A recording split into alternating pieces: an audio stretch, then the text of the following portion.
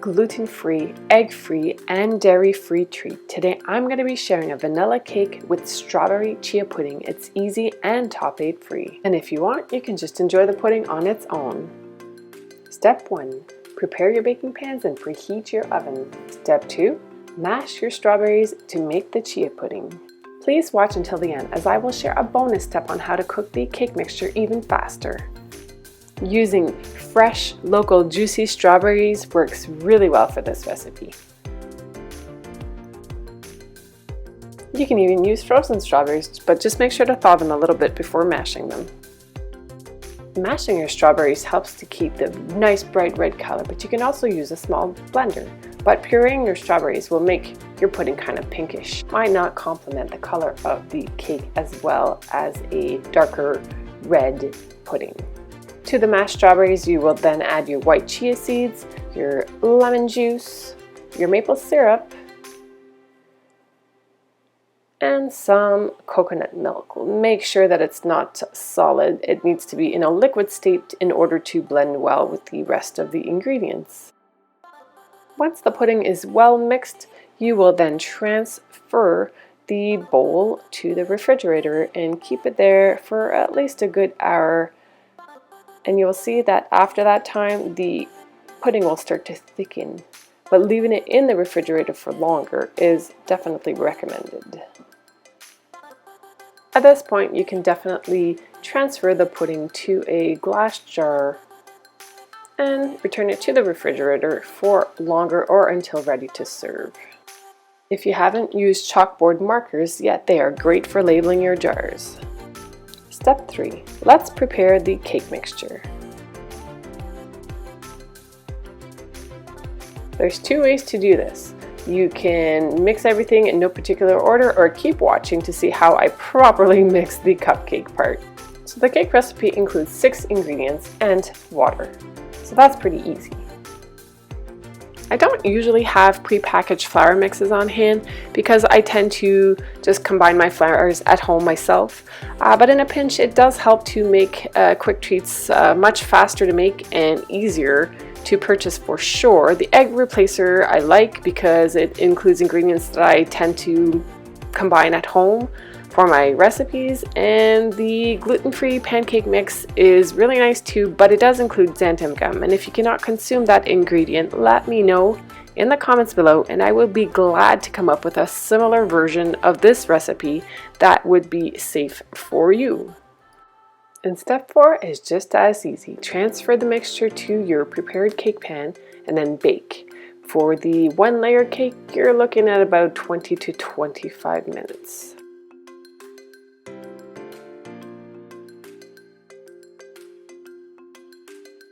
Now, if you want to make some cupcakes, you're going to repeat step 3 and 4 and just prepare another batch of the cake mixture.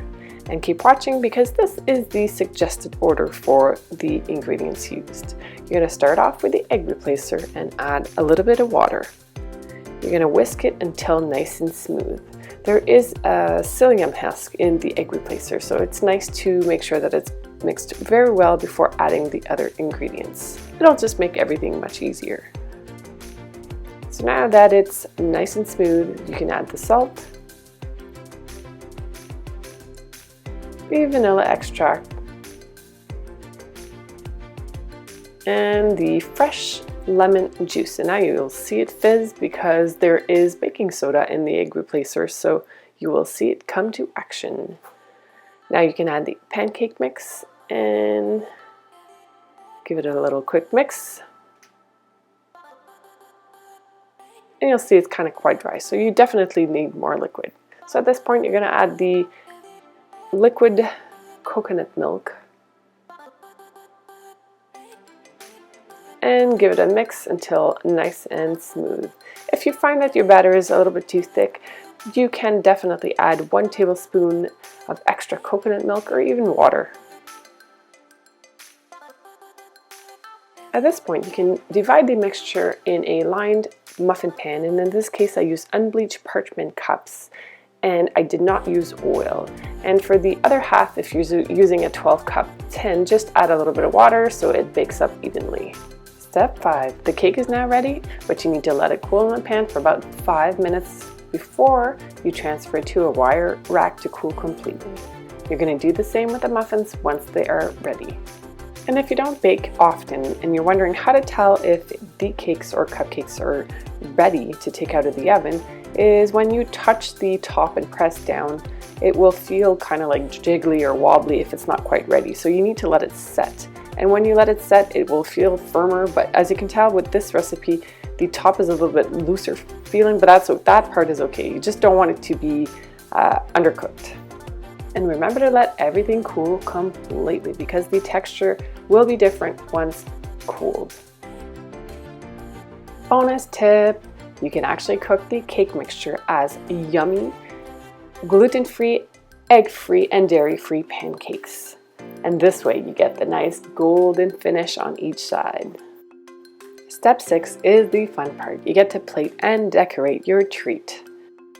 For the cupcakes, you can definitely serve them parfait style if you want, by slicing them in half and then adding some pudding and some fresh sliced strawberries in the middle and on top, which I think would be really great for a special occasion or even a Sunday brunch.